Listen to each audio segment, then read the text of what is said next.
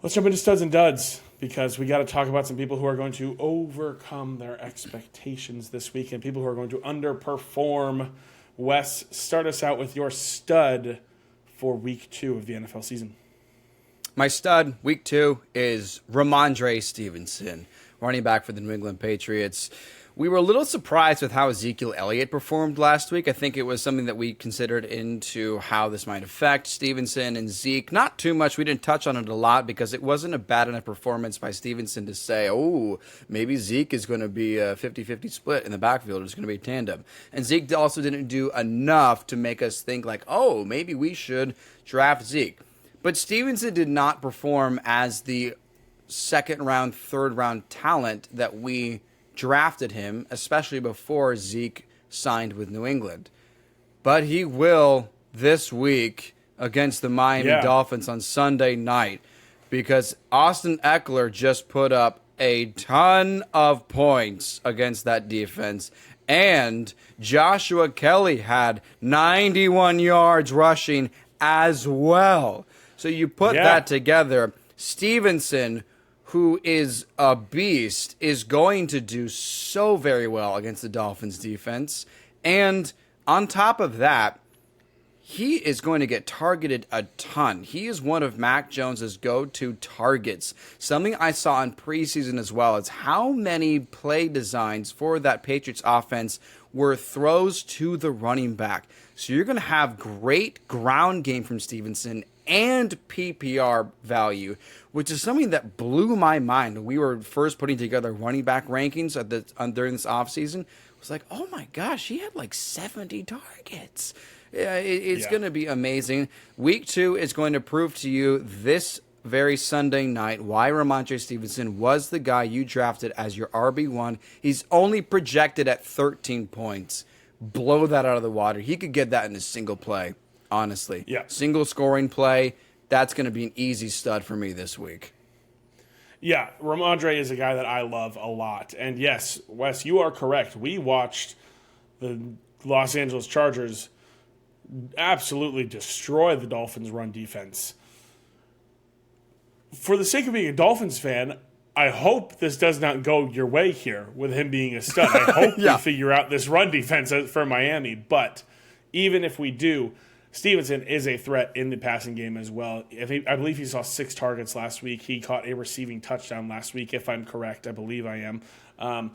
Ramondre Stevenson is a guy that is utilized in this offense. I know they're getting Devontae Parker back, but outside of Hunter Henry and Kendrick Bourne, I think Ramondre Stevenson is going to be the next most... Ramondre Stevenson is the most talented player on this offense. In the passing game, I believe Ramondre Stevenson, outside of Hunter Henry and Kendrick Bourne, could be the guy who receives the third most targets. He's going to get good looks in the passing game. Ramondre Stevenson, 13.3 is pretty low. I think he's definitely going to go past that. I think he gets in the end zone at least once on Sunday night. So feel confident starting Ramondre Stevenson. So Ramondre Stevenson actually did not get any touchdowns last week, but he still finished with about 15 points. Isn't that surprising? Okay, yeah. That's what I figured. Yeah. Did he have like 6 catches? He did have 6 targets and 6 catches, so you were correct on that. But outside of Kendrick Bourne, Juju Smith-Schuster had 7 targets and 4 catches. That was the next biggest threat in the passing game. So Juju had 7 points. So I was checking my phone to make sure that all the stuff is correct. But Stevenson's going to be great ground and through the air, so I'm psyched about him, and we'll be able to see that full value in Sunday night as well under the lights. It's going to be a great game. Who is your stud for this week, Noah? Who do you believe in? I believe in my boy. Last year, week 2, primetime football, I called my shot again. Said Mikey Dubs is a must start. I rode with him in week 1. He did not do a thing for me in week 1 of 2022. I rode with him again in week 2 of 2022. He balled out against Kansas City Chiefs, put up big numbers. He's balling out week 2 of 2023, baby. He goes up against the Tennessee Titans. Listen, this Chargers passing offense was not what people expected it would be in week 1 against the Miami Dolphins. Justin Herbert barely threw for over 200 yards. He was around the 220, 230-yard mark. Only had 1 passing touchdown. That was to Keenan Allen. Or, sorry, that was to Donald Parham. That wasn't even to Keenan Allen. Rando. I believe. Yeah, so strange. Yeah. This passing Allen offense is going to bounce scored. back.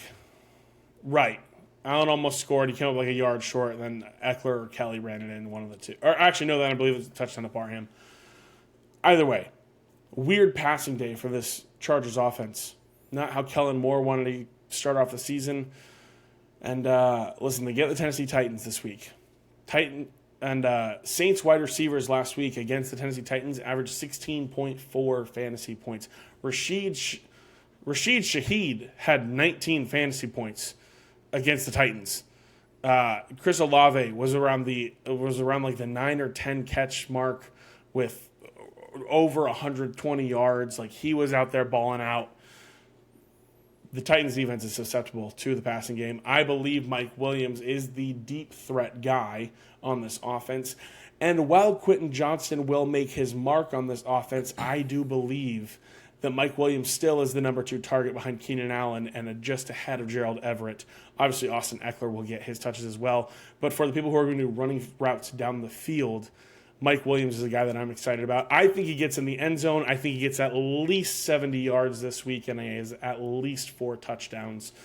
Sorry, at least 4 catches. At least 4. Big week for Mike Williams. Stud of the year. No, at least 4 catches, 70 yards, and a touchdown. I think Mike Williams is going to have an awesome day. He's going to light it up out there with Justin Herbert. He's my stud. Pretty much because I think the Titans suck, man. I don't know what's going on here. Oh, I was going to get into that as like my biggest reason. Like, you could just tell me the Titans are playing this team, and I'll start those receivers against the Titans. I mean, it's already looking like what we were predicting about how the Titans may be one of the worst teams already. Yeah. It's tough. Oh my gosh. It's but tough. I will also say that, yes, I'm excited for Quentin Johnston's career with the Chargers, and I like what will happen, especially with Justin Herbert in another season, the next year as well. There's an opportunity for Quentin Johnston to be there, especially with how things may go with Keenan Allen next year. He may not play for the Chargers. But in my mind, there's no question Mike Williams is number 2 for the entire season. There's no question that I don't see Quentin Johnston as a threat to... Quentin Johnston's biggest threat is Josh Palmer. I think that's really what happens is Quentin Johnston end up doing that bad that they put in Josh Palmer for a couple of opportunities. Right. It's solidified between Keenan Allen and Mike Williams. So it's in 13.6 points or the projection for Mike Williams. I do see that being met, especially off a single score, which I do also believe he will get. Mm-hmm. Titans are stinky poopy diaper, but I feel pretty bad for Titans fans. I really like this SPDB right there. Pick. Yeah. Speaking of SPDB, let's go to our duds. Because, Wes, you've got a dud who is a guy that, man, made some plays last week. But talk to me about your dud for week 2. Yeah, and I just want you to hear me out.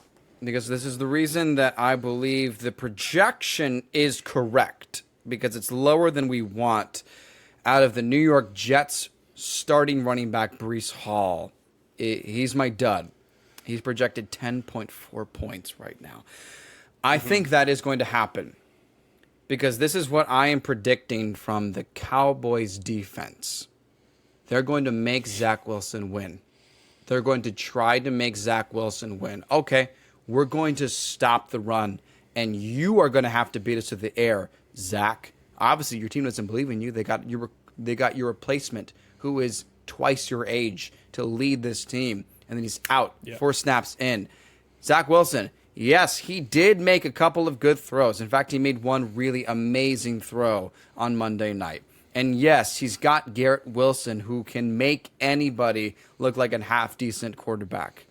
And I was tempted to say Garrett Wilson, but I think Garrett Wilson is otherworldly in talent. And I started considering one thing, which is that Micah Parsons is going to stop Breece Hall. I really do believe that. I have a friend who's a Cowboys fan. I went up to him, talked about that Sunday night game against the Giants, and was like, what the heck? We all went into the season believing that Micah Parsons was going to be Defensive Player of the Year. And after Sunday night, we said, oh my God, I'm so sorry. It was MVP. We meant to say MVP. It was not just defensive player. You're the best player in the NFL. Micah Parsons is going to shut down Breece Hall, and they're going to force the Jets to try to pass, which is going to look really rough. That's why Breece is my dud. I think that 10 points is accurate. Yeah, and I'm with you. I will say I think he gets around that 10-point mark. Maybe it's 9. Maybe it gets right to 10. And I think the way I see this happening is, yes, this passing defense, this Cowboys defense is going to be all over every piece of this offense. I'm fairly certain. I think this happens because Zach Wilson is going to go, say, oh God, okay, where's Breece Hall? And then just throw it. And that's it. He will have no time, and he is going to have to throw the ball. I think Breece Hall gets at least like 4 receptions this game. Maybe he doesn't make much of them. Maybe he gets 5 or 10 yards out of them. Maybe he gets 4 catches for 40 yards, whatever. But I think there's going to be dump-offs designed for Breece Hall. Nathaniel Hackett, as much as we want to drag the guy, knows how to get playmakers the ball. So I think there is a chance that Breece Hall gets around this 10-point mark. I agree. I think this is a lower prediction than we want, and I think it's probably accurate. And so that's why I think people are probably going to be disappointed this week. They're going to go, oh, Breece Hall 10 points. Man, he's going to blow past that. He's Breece Hall. Not so sure. Saquon Barkley had like 9 points last week or something like that, and it was not very good against this against this Cowboys defense. So Breece Hall, I agree. I think he's going to be a disappointment this week. And most of Saquon's points were actually in the passing game as well, which is another good point, too. Now, if Breece Hall does blow this projection out of the water, then he's going to be top 10, no doubt. Top 10 running back for the season, because if you can do this against Micah Parsons, the Cowboys defense, you do this against anybody. Now, let's close out the show. This is an interesting one. I like where this might go. Who's your dud for the week, Noah? My dud is Davante Adams. Listen, this is a contingency dud. This is if Jakobi Meyers plays. He is in the concussion protocol right now. If Jakobi Meyers plays, Davante Adams is a dud. We saw it last week. A top-tier cornerback in the NFL, Pat Surtain II, played lockdown on Davante Adams. He had 6 catches for 66 yards. 12.6 is not what you want out of Davante Adams. Well, I mean, Pat Surtain II is really, really good. There's no way he's going up against like another one this week, right? Yeah, no, just a guy named Tre'Davious White, who had to have one of the best catches I've ever seen happen on him to allow a wide receiver 1 for a team to score 14 fantasy points. Listen, this is not going to be a great matchup. I think the Bills' defense is very good. I think they're going to play good coverage on Davante Adams, and I think that Jimmy Garoppolo is going to be forced to throw the ball to Jakobi Meyers. He's going to have to go to an alternate option. Now, if Jakobi Meyers does not play, Jimmy Garoppolo is going to have no choice but to throw Davante Adams the football 15 times. And on 15 targets, Davante Adams is probably going to get around 16 points, I would guess. I guess he gets a touchdown. I guess he gets those points there. But if Jakobi Meyers plays, Jimmy Garoppolo is a smart quarterback. He's going to get the football to who he needs to get the football to for the offense to be successful. I think Jakobi Meyers, we talked about it already. I don't think that was a fluke. I think he's going to be a legit player this year. We look at, I heard some people, I can't remember who it was. I heard some people talking about this Raiders offense this year and how the passing game is no longer going through a tight end as the first or second target.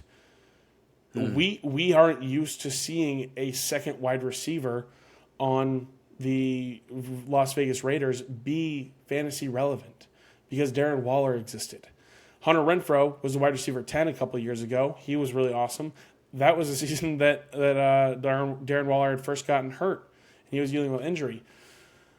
I think this thing with Jakobi Meyers is legit, and if he plays on Sunday, I do believe that Davante Adams has another disappointing week. So I think it's worth monitoring. If you've got Davante Adams, obviously you roll him out there. You drafted him early.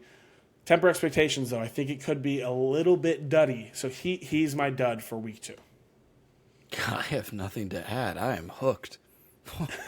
Interesting. I was thinking about it all day. I was thinking about, man, I think because we're getting news that Meyers is still in the protocol, but I'm like, man, I think Jakobi Meyers is legit. Like I really do. Oh, I think he has a chance to really be a consistent fantasy option this year. Jakobi Meyers Patriots fans awesome, will tell you that. Yeah. So will Raiders fans because he gave them a game-winning touchdown last year. Yeah. Remember that? That was fun. He sure did. Yeah. Here, Chandler Jones, take the ball. There you go. Yeah. I'll see you next year, man. in black and silver. I'll see you next year. Yeah, I'll join the team soon. It was just he was putting in a bid to be on the Raiders.